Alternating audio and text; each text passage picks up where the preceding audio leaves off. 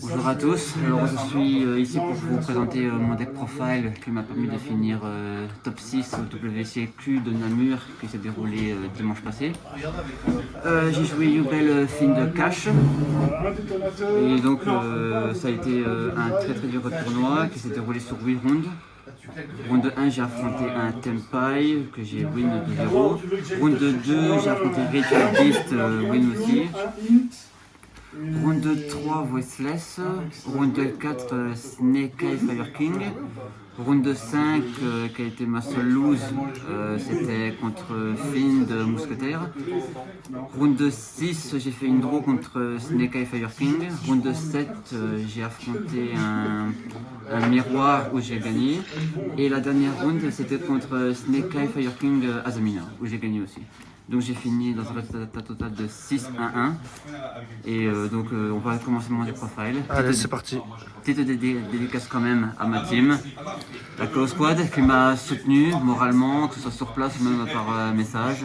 Et sur un tournoi c'était toujours plaisant, donc c'est parti, on va commencer. Pour l'engine extend de Beast avec une opening parce qu'elle est à 1, Beast à 2. Il y avait des équipes qui l'ont joué à 3 pour favoriser le fait de l'open et de pas open opening. Mais qu'on open opening ou directement beast, dans les deux cas les plays sont quand même vachement limitées. Mais c'est vrai que si on open beast, on a plus facilement accès à moon pour partir sur les fiends. Mais moi perso j'ai plus open beast quand je jouais à 2 qu'à 3. Et ça peut être c'est chouette pour WCQ. Pour l'engine Yubel, 3 trônes. Rien à dire sur cette carte, c'est le main, la carte la plus puissante de l'archétype Yubel. Elle fait le one card combo juste à elle toute seule. 3 Samsara, une Spirit, une Yubel, un Terror, un Pain, un Squirmer. Pour moi c'est les ratios classiques, pas besoin d'en jouer plus. C'est vrai qu'en jouant une seule Yubel de base, Fantôme est un peu plus compliqué à passer.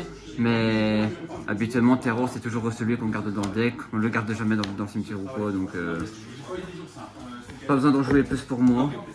Et Pain pareil, pas besoin d'en jouer plus, une elle fait largement le boulot.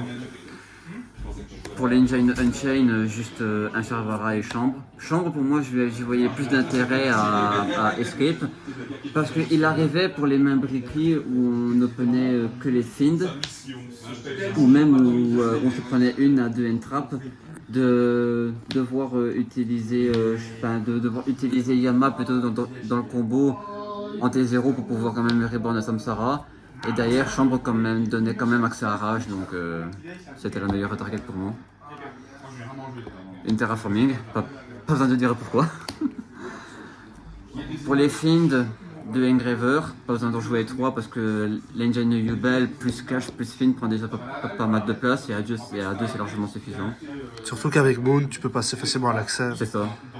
Disons que par rapport aux autres decks qui n'ont pas forcément besoin de Moon, qu'on a vu top récemment comme Fiend de Cash ou Cash au Mousquetaire, ils ont plus facilement accès à des démons light. Yubel on a un peu moins facile d'accès, et Moon voilà. Une Lacrima. Trop forte cette carte, depuis qu'elle commence à être jouée, elle fait tout à elle toute seule. Il faut presque 3 entraps pour arrêter son effet entier. On peut la normale, l'aspect par Requiem, même dans le cimetière. C'est une bonne carte de Grand Game. Elle a un Grand Game de fou. Tract, une seule. Pas besoin forcément de dire pourquoi, elle combine très bien avec le fameux petit Luri. Et c'est aussi une carte qui permet quand même de jouer sous les Kashtira avec Unicorn, parce que si avec Unicorn on se fait ban la one-off séquence, Tract a quand même toujours un effet suffisant dans le cimetière, donc Disrae est quand même toujours facile d'accès. Même si séquence se fait toucher 0 fois durant le tournoi. L'engine Cash, un Fenrir, une Unicorn, un Burst, une Terrain. Les caches offrent beaucoup trop, c'est une dinguerie comme ils sont beaucoup trop... déjà de 1, trop facile d'accès, le card game qu'ils offrent sont également beaucoup trop forts. Et en plus avec le fait que les extra decks en ce moment jouent beaucoup de one-off, quand on open licorne, c'est très rare qu'on se prenne une entrap en monstre parce que les gens savent qu'on va directement target leur one-off. Donc à moins d'avoir imperm, les entraves seront quasiment jamais claquées sur licorne. Alors c'est en plus d'être un très bon grand game, c'est une protection sans même le vouloir. Ça c'était les classiques pour l'engine de base en entrap. 3 H Blossom, 3 Mourner, 3 Veiler, 2 Nibiru. Très très forte contre fin de cache et contre fin de mousquetaire. Ils ont aucune protection sur Nib. Et même quand on open Nib avec Imperm ou même Veiler ou même Mourner qu'on peut cliquer sur les Omnis, Nibiru sera toujours open. Et faire un breakball dans la méta actuelle, pour moi c'est beaucoup trop important. C'en est fini pour le main, je jouais à 40. On va passer à l'extra deck. Un Almirage, justement dans l'optique où on commence par opening. Comme ça, opening, chercher Beast, Normal Beast, Almirage, F opening, Reborn, Moon, et on part quand même sur les fins. QM. Pas besoin de préciser pourquoi il est là, hein. Pour les fins, c'est juste l'un des meilleurs monstres. Quand il s'équipe par Engraver, permet de gérer une carte. Et l'accès à la créma via elle donne un game encore meilleur. Séquence. L'accès à la fusion principalement, et un peu sur l'Israël, c'est que du grave permet des extend à mort aussi. La Moon, qui permet de partir sur les fins, littéralement. Yama, pas besoin de préciser pourquoi, accès à Shavara et dans le cimetière. Pour Yubel, c'est juste gratuit. Une Moocracker, pour suivre les plays avec Yubel, etc. Si ça ne sera, ça fait trop de fois Imperm ou Veiler.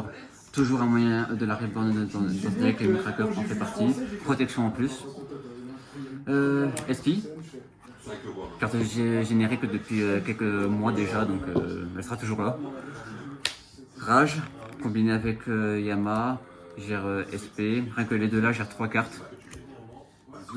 C'est Sacré combo ça. C'est un combo incroyable. César. Actuellement, pour moi, c'est l'une des meilleures excuses du jeu. Gère beaucoup trop de cartes, que ce soit contre Tempai, contre Snake Eye, contre le Miroir et contre les nouveaux decks qui viennent d'arriver, Malice, Raizol. Surtout contre Malice, cette carte elle est broken. Ça fait mon petit bébé à moi, par le Dras. Même pas besoin de dire pourquoi il est joué dans Yubel, de niveau 10, Yubel sont des niveaux 10, trop facile à invoquer. En plus, je vais pouvoir jouer un monstre qui est un mix de Baron et Abomination Enchain. On va jamais cracher dessus, surtout avec le nouveau support Genryu qui est arrivé. Il va être joué partout. L'extend de Yubel, aérial. Pour les Fiends. Necropile qui permet aussi l'accès à César, et en plus pour les entraps, pour des briques, permet de draw 1. Ça va quand même pratique. D'Israël pour gérer les omnis, les breakboards, etc. Et aussi jouer sous Darkcrawler avec chambre. Et les fantômes de Yubel, littéralement la meilleure carte de l'Extra deck. On va passer au side, qui est le dernier. Shamankin, qui a été incroyable durant ce tournoi. La seule fois où elle m'a pas été pratique, c'était contre la 6ème round, contre le Snake Eye Fire King, contre qui j'ai eu la draw. Parce qu'il a joué au tour, parce qu'il savait que j'allais faire raid et le burn et gagner au time. Mais sinon, quand j'affrontais des caches ou même des miroirs avec les Fiends, Shamankin m'offrait pile ce que je voulais à chaque fois. Chasseresse. Anti-shifter, tout simplement, combiné avec elle justement. Raid, l'accès au time. 3 Purulia. Pour le coup, je le préfère à Feuwalos actuellement parce que les decks actuels invoquent beaucoup de la main. Feuwalos reste très fort, mais bon, je l'avoue, pour WCQ, j'ai pas pu l'obtenir. Mais pour les games où j'ai rentré Purulia, elle m'a créé toutes mes games et c'est des wins assez faciles. Callback de Rive.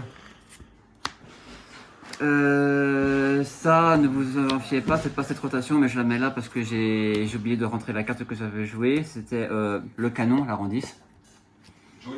Que j'ai joué. Que j'ai joué 0 fois. Clairement. Mais donc, c'est pas cette rotation, c'est le canon rang 10.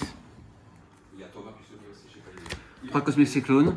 pour gérer les équipements à distraire, les terrains, ou même si je jouais contre un stun potentiellement, gérer genre les Dark NB. Rivalry, je peux jouer autour, mais genre Dark NB, Synchro Zone, Dispel. etc. Anti-spell.